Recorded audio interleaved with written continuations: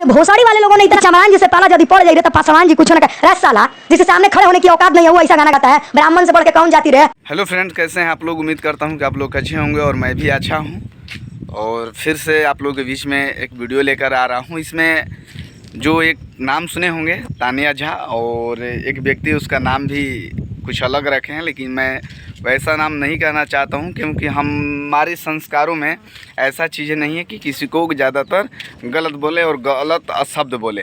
तो जो तानिया झा है इसको तो गलत माने सुनना पसंद है और गलत कहना भी पसंद है किसी को, लेकिन हम नहीं चाहते हैं कि किसी को गलत हम कहें। लेकिन मैं उसको जवाब देना चाहता हूँ कि जो ये कह रही है कि चमार का औकात क्या है रे, ब्राह्मण सबसे बड़ी जाति रे, तो पहले आप इस ज़्यादा देरी ना करके इसके वीडियो देखिए, इसके बाद में इसके बारे में बात करेंगे। चमरान जी से पाला यदि पड़ जाए तो पासवान जी कुछ न कहे साला जिसके सामने खड़े होने की औकात नहीं है वो ऐसा गाना गाता है। ब्राह्मण से बढ़ के कौन जाती रहे। आपने वीडियो देख लिया, वीडियो में स्पष्ट कह रही है कि चमार जो है इसका औकात क्या है और ब्राह्मण सबसे बड़ी जाति है। आपने वीडियो में स्पष्ट देखा। तो मैं तानिया झा को बताना चाहता हूं कि जो चमार का बात कर रही है ना, तो पहले चमार के बारे में जान ले, इसके बाद में तुम बतियाना। पहले तो एक छोटा सा शब्द जान ले कि चमार का मतलब क्या आता है। चमार का मतलब चमार से बना पूरा संसार है, जितना जीव जंतु हैं सब चमार से बना हुआ संतान है। जब सब चमार के वजह से बना हुआ है, क्योंकि पता कर लो, च से चमड़ा, मत से मांस, रक्त से रक्त होता है। इसी के तहत ये चमार शब्द का उत्पत्ति होता है। और ये तीनों चीज़ किस में नहीं है, अगर एक भी चीज़ इसमें किसी में नहीं है तो समझ जाओ कि उसका जीवन व्यर्थ है, माने वो पैदा हो ही नहीं सकता, समझ जाओ। तो मैं तानिया झा तुमको जवाब देना चाहता हूँ, अगर इस वीडियो को अच्छा से देखना तब तुमको पता चलेगा कि कैसा व्यवहार किसी के साथ करना चाहिए, किसी को क्या बोलना चाहिए, बोलने से पहले कितना बार सोचना चाहिए, और अपने जाति को ऊंचा बताने के लिए थोड़ा सोच लेना चाहिए कि हमारा जो जाति है क्या किया है इस दुनिया में, और कहाँ बड़े काम किए हैं या नीच हरकत करके अपने आप को जाति बड़े बने हैं। कोई अपना कह दे कि हम बड़े जाति हैं तो इससे कोई बड़ा जाति नहीं होता है। जब तक लोग कहें ना कि आप बड़े व्यक्ति हो, आप बड़े व्यक्ति हो, तब तक कोई बड़ा व्यक्ति होता नहीं है। किसी को अपना से कह देने से कि हम बड़ी जाति हैं, हम बड़ी जाति हैं, तो इससे होने वाला नहीं है।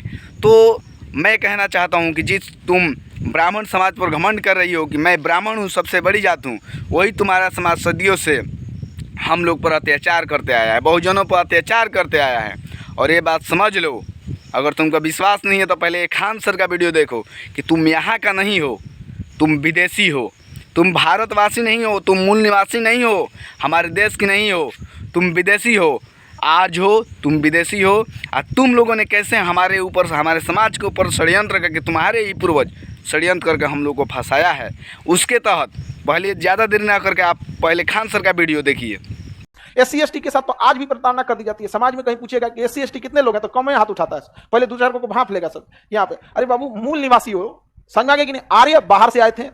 आप लोगों ने देखा कि खान सर एकदम स्पष्ट बता रहे हैं कि जो आर्य समाज है भारत पर आक्रमण करके ये लोग माने ऐसा किए हैं, माने वो विदेश ले आए हुए हैं, और जो हम SC ST OBC हैं इस देश के मूल निवासी हैं, समझ जाओ। तो जिस तुम ब्राह्मण समाज पर घमंड कर रही हो, ये सदियों से हमारे समाज पर अत्याचार करते हैं। जैसे मुग़ल आए, जैसे अंग्रेज आए, ऐसे तुम लोग भी विदेश से आए। पहले ये बात समझ लो, अपने आप को बड़ा कहने के लिए जो कह रही हो ना, तो पहले ये बात समझ लो। और दूसर का बात सुनो, जो तुम इतना बोल रही हो ना, जो इतना बोल रही हो कि चमार की औकात क्या है, चमार के देन ह की राज करत अड़े, जो ये गाना है ना कि चमार जी के देन ह की राज करत अड़े, तो सही वो गाना नहीं निकला है। इसके पीछे बहुत बड़ा लॉजिक है और तुमको पता चल जाएगा। उसी चमार जी का देन है ना कि तुम राज कर रही हो। एक बात यही समझ लो, काहे कि तुम लोग को बोलने का अधिकार नहीं था। ये मैं नहीं कह रहा हूँ, ये तुम्हारा मनुस्मृति कह रहा है कि महिलाओं को बोलने का अधिकार नहीं था। कोई भी कास्ट ले काहे ना हो, हाँ मान सकता हूँ कि जो दलित समाज है उनको चलने फिरने रहने का अधिकार नहीं था, बोलने का अधिकार नहीं था, किसी से बहुत लड़ाने का अधिकार नहीं था, पढ़ाई करने का अधिकार नहीं था, धन रखने का अधिकार नहीं था। लेकिन तुम लोग को भी अछूता नहीं थी। जितने भी इस समाज की लड़कियां हैं, ब्राह्मण हो या वैश्य हो या क्षुद्र हो, सब की सब, क्षत्रिय हो, सबको अधिकार नहीं था पढ़ने का, बोलने का। तुम बोल नहीं सकती थी, पैर की जूती थी, जो मानव है उसका पैर की जूती थी इंडिया में, जो हिंदू कहती हो ना, उसी हिंदू का तुम पैर की जूती थी। लेकिन बाबा साहेब ने संविधान देकर पहले महिलाओं के लिए किया, उसमें तुम भी आती हो। आज बाबा साहेब के संविधान की वजह से आज तुम इतना बोल पा रही हो, नहीं तो तुम लोगों को बोलने का अधिकार कहाँ था, तुम लोगों का औकात क्या था। लेकिन बाबा साहेब की वजह से ये नहीं तुमको लग रहा है तो पहले ये जो दिव्य सर का वीडियो है, पहले इस वीडियो को देखो। अम्बेडकर को अनुसूचित जातियों का नेता समझ लेते हैं। मैं उनके बारे में पढ़ाता हूँ तो सबसे कहता हूँ, जितनी लड़कियां बैठी हैं, विशेष रूप से हिंदू लड़कियां, सुबह सुबह उठते ही सबसे पहले उनकी मूर्ति पे ना एक फूल चढ़ा दिया कीजिए। अगर अम्बेडकर ना होते तो आज आप यहाँ ना होती, घर में चूल्हा चौका कर रही होती। आप लोगों ने वीडियो में देखा, स्पष्ट दिव्य सर बता रहे हैं कि बाबा साहेब ना होते तो आज ये चौका चूल्हा करती होती। माने स्पष्ट कर रहे हैं कि अगर बाबा साहेब नहीं होते तो ये चौका चूल्ही करती होती। ये माने समझिए कि सिर्फ उतना ही अधिकार था, चौका चूल्ही करना, बच्चे संभालना, और बस इतना ही। माने 2 बच्चा पैदा कर देना, 4 बच्चा पैदा कर देना, इससे बड़ा अधिकार नहीं था। लेकिन बाबा साहेब भीमराव अम्बेडकर ने, जिस समाज को तुम गाली दे रही हो, उसी समाज के बाबा साहेब भीमराव अम्बेडकर ने तुम्हारे लिए संविधान में नियम बनाए, कानून बनाए, जिसके तहत तुम पढ़ सको, तुम बढ़ सको।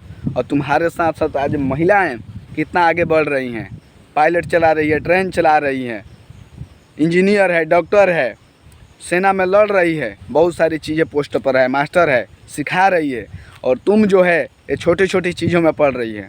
तो समझिए कि एक तुम जो हो, तुम्हारे बारे में ये भी मैंने सर्च किया कि तुम्हारे पीछे एक तेगलवा बाबा पड़े हुए हैं।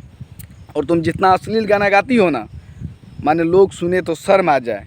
माने शर्म भी तुम लोगों को नहीं आता है कि ऐसा इतना गंदा गंदा गाना कितना तुम लोग का अच्छा आता है, कितना इस समाज के लिए बेहतर है।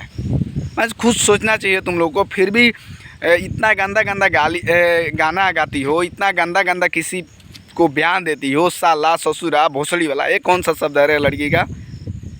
माने कौन सा शब्द है? शर्म नहीं आता है तुमको? तो इसलिए मैं कह रहा हूँ कि बाबा साहेब के देन है कि राज करत अड़े, और तू ऐसा बोल रही है। शर्म नहीं आ रही है तुमको?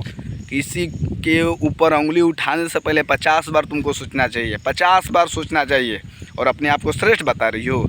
मैंने तो तुमको गिनवा दिया कि वही ब्राह्मण समाज है जो सदियों से सब लोग पर अत्याचार करता आया है।